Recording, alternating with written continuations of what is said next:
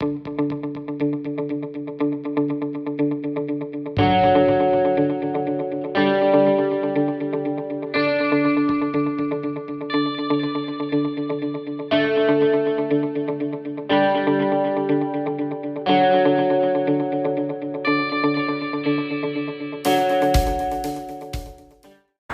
second graders, this is Mr. Light. Today I'm at the Spruce Hills Fire Station. I want to talk to some firemen here today and see what it is that they do in order to put out fires. What are some things you can do at home to keep yourself safe? You ready? Let's go.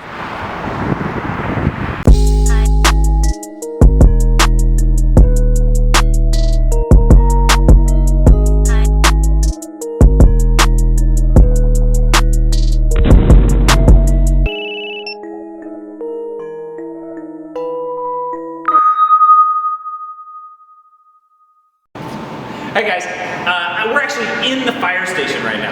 I'm here with Firefighter Gear. He's going to talk to us a little bit about fire safety. Todd, what are some of the most important things that second graders need to know about fire safety? That's a good question, Chris. There's lots of things to know about fire safety and the importance of being safe when you're at home. A couple of things that we kind of like to cover with kids when we go to the schools is we talk to them a little bit about some safety issues of what happens if their clothes catch on fire. Oh, we don't like that. No, we always like to bring the example because most kids like to go camping or go have a bonfire with their parents, and we kind of use the example of, you know, just pretend they're cooking a marshmallow over the fire. Marshmallow does what? It always melts, falls in the fire. What's the kid do right away? He wants to reach in that fire, and the next thing you know, you got your shirt on fire. You don't want that. So immediately we ask the kids, what do? Do you run around? Absolutely not. You want to stop. Okay? So that way when we stop, we're not going to fan the flames to the rest of your body. Then we want to drop, so we drop our whole body down to the ground. Okay? Because if we stand here, those flames are going to travel up. Sure. So then we drop, then we roll. Okay? We roll to smother the flames. We want to actually take the oxygen from the fire and put that fire out. Because really, like, fire breathes kind of like we do, right? We breathe in oxygen, so does fire. So if we can smother it, put it between us and the ground, eliminate that oxygen out of that fire, we will actually put the fire out. Fire goes out. Absolutely. So that's one really important thing. The other thing that I think kids and parents both tend to forget is the importance of doing fire safety drills at home. Okay? Because most fires happen when we're asleep at night. So if we don't practice those things, we are not going to know what to do. So we highly recommend that kids go home and tell their parents they have a little homework assignment. And their homework assignment is to sit down with their parents and go over a fire escape plan. They need to have at least 2 exits out of each room in the house. And that's important to remember because it's not just their bedrooms, Chris, it's every room in the house. Yeah. So it's important to practice then, in the middle of the night, have their parents just set off an alarm and have them practice the escape route that they've talked about. Right. And now it's really important to stay low because the smoke will go up high. Smoke and heat will go to the highest point it can, then it will slowly bank down. So the lower they stay, the safer they are. Once they get out of the house, they need to have a meeting point. And we don't care if it's a big tree in the front yard, we don't care if it's a mailbox or the neighbor's garage. They need to have a meeting point so where everybody can meet. Because if, say, Tommy goes out the back door, Mom and Dad go out the front door, they aren't going to know that each other are out. And as a parent, I know myself, what am I going to do if I think my child is still in the house? I'm looking for my going kids. back in. Yeah. Okay? And we don't want that. We as firefighters, we have special gear that allow us to go into a fire. That's why we get everyone else out and we can go back in. Okay. We have another firefighter that will kind of describe and show you the gear here in just a few minutes. So it's kind of like at school we have a fire drill, right? Absolutely. So we should have fire drills at home too. Makes perfect sense. Absolutely. We should definitely practice fire drills at home for safety. Like I talked about before, it's really important to understand that there's a reason why we can go into a fire and everyone else has to get out. Understand, we aren't anything special. We have specialized gear that allows us and protects us from the fire and allows us to go into the fire. I have Lieutenant Andy Sheehan here with me that's going to help and show and demonstrate what a firefighter does, getting into his gear, and we'll show how he is protected. So as he's putting on his boots first, he's got nice protective boots right here that have steel toes in them, so that protects his feet from any falling debris. He's putting on a pair of pants that has two different layers. It protects him with the thermally on the inside, and it protects him from the thermal layer on the outside. And it's important to remember, these pants, they're fire resistant. That doesn't mean eventually they won't burn. It just protects us from the heat for a certain amount of time. So the next thing you see he's going to do, he's going to put on this hood. This hood is going to cover his head, his ears, and all the way around his face. Now that's going to protect his neck, head, ears, just so those things don't get burned. Then he's going to put on the coat. And you're going to see these coats even have protective things for your wrists. Just like if you guys wear your gloves out in the winter time and you have the little extra part that goes up and keeps your wrist from getting cold, well, this keeps our wrists and protects our wrists from burning. So the next thing he will do is he's going to, because we're in a smoke-filled environment, right? So we can't breathe that air because it's poisonous. So we have to have a way to breathe while we're working in that fire. So he has a tank, okay, that's going to have air in it. And he's going to put the tank on, and then he'll have this mask that will connect to it as well so that he can breathe that tank air.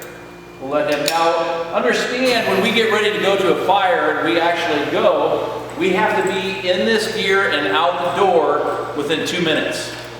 So we call it a 2-minute drill. So we practice this a lot of getting into our gear really fast and doing it well. So Andy here is almost done. Now, he's got 2 things left. He's got to protect his head, right, from any falling debris or anything that's going to happen. He's got to put a helmet on. So once he gets the helmet on, one last thing. You got to cover his hands, right? We got to protect those hands so they don't get burned.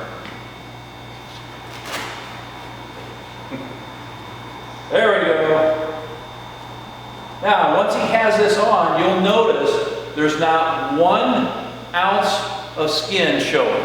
Everything is completely protected. And even though Andy's got all this gear on and he's breathing air, he's still going to be low to the ground and crawling, just like we ask you guys to do when we're doing an escape drill. Wow, Lieutenant Sheehan, that is a lot of stuff. How much does that weigh? Well, Chris, the air pack itself that we have to put on our backs, it's like a specialized backpack just full of air. Depending on the manufacturer, that's anywhere from 22 to 24 pounds. And then depending on the size of the equipment that you wear, most of the full set of fire gear can be anywhere from about 30 to 40 pounds. So together it's a lot of extra weight that we have to add to our bodies when we're going into a fire or a fire alarm. We got to climb upstairs and get to another story in a high rise. So there's a lot of extra weight, and that's just wearing gear. Right, you're not even... We have to take fire hose, we have to take axes or other equipment, carry ladders that are on the trucks and other equipment. There's a lot of extra weight. So what's important with that is physical fitness. Yeah, physical fitness is very important, it sounds like. Those hoses look really heavy. Can we take a look at those? We sure can. All right.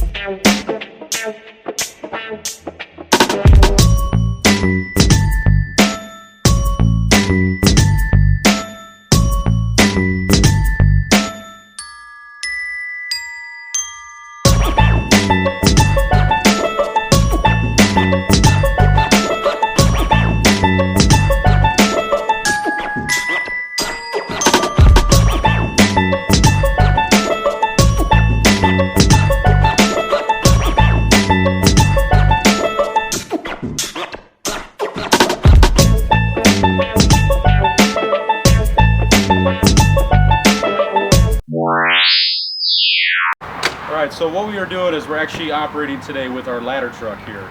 Our ladder truck here on Bettendorf Fire carries 1,000 gallons of water. We need to place that water onto the fire, and to do that, we utilize different sizes of hoses. So these are color-coded hoses that are quickly tell us what size of hose it is and what diameter of hose it is, because we have to put the appropriate amount of water onto the fire to put it out. Most of the hoses that we quickly deploy are either 1 3/4 inches in diameter or 2 inches in diameter, and that is a hose that we would either spray from outside of a house, or we'd probably take inside of a house for a house fire. We would also use these on maybe car fires or dumpster fires, kind of your outside fires. So when you see maybe firefighters or videos or pictures of firefighters going into a house fire to put out a fire, these hoses here are the ones that we would use for that. The hose gets deployed and gets pulled out to the section that, or to the area that we're going to use. So if we go into a house fire, we're gonna take all of this hose out of the tray and we're gonna spread it out so that we can take it in with us. Before we go into a fire, we have to do what's called charging the hose line. And that means putting water into this hose so that when we go in, we are ready to open our bail and put water onto the fire. The engineer will actually turn on this pump here and operate by pulling different levers that allows water to go from inside the tank that's inside this truck and go out into a pump, and the pump pushes it through the hose. Okay? That water has to be pushed out through what's called GPM, or gallons per minute. We have to actually determine how many gallons per minute we can push out the end of the hose to properly put out the fire that we have.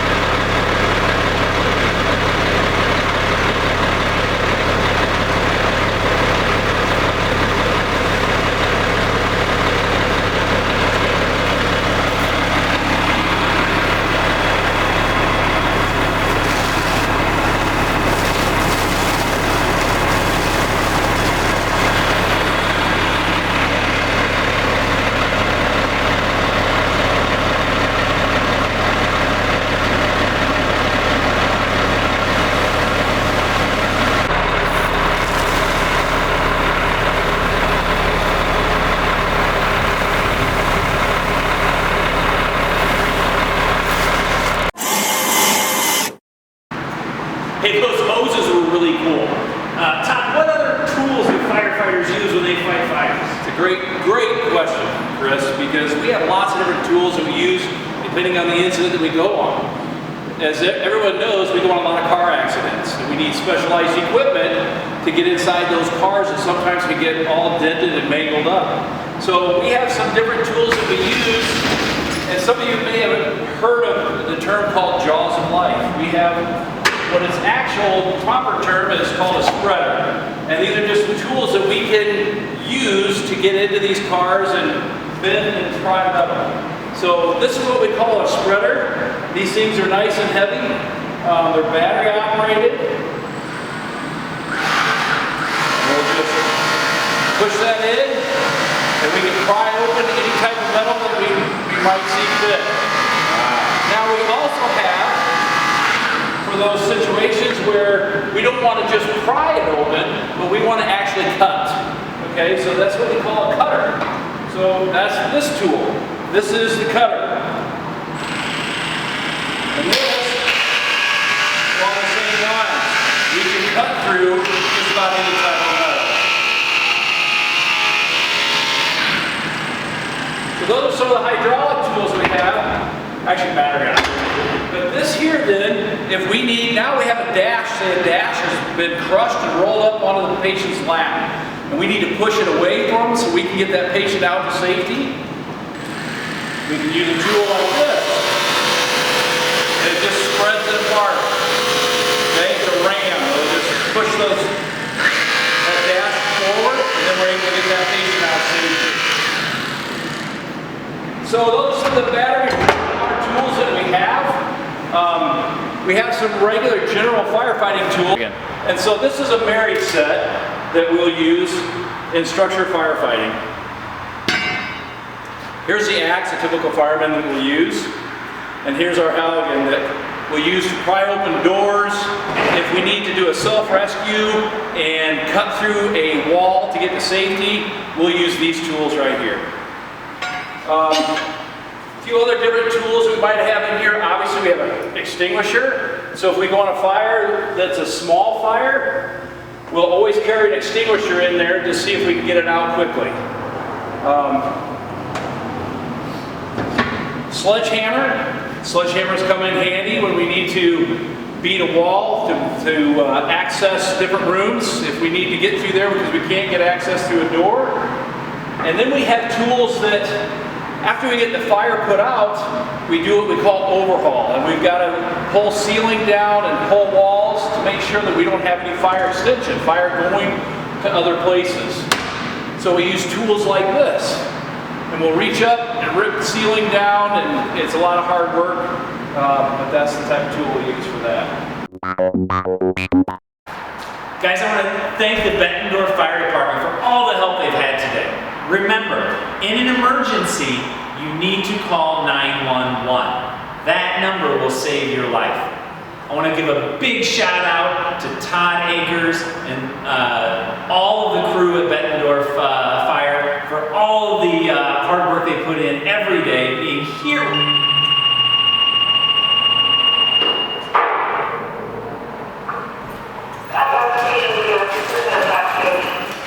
1, 2, 3, 4.